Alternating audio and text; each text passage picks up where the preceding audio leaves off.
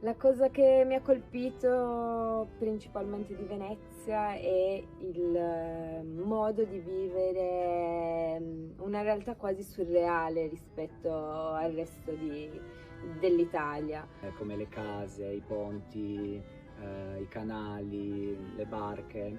E questi colori io li ho ritrovati molto nello spettacolo Titisè.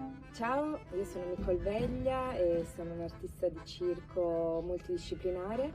Ciao, io sono Andrea Cerrato, un componente della compagnia Finzi Pasca.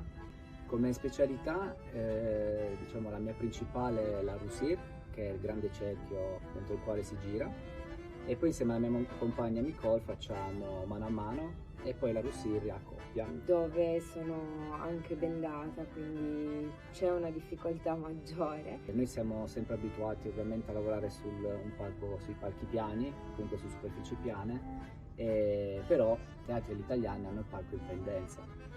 Questo fa sì che con un 5% di pendenza si sia trovata abbastanza difficoltà a fare un numero come la ruota, che richiede appunto superfici piane. Questa cosa noi l'abbiamo presa un po' come una sfida e siamo riusciti con grande stupore, perché in realtà non pensavamo di riuscire a fare così tanto come poi è stato fatto e come poi è stato inserito nello spettacolo.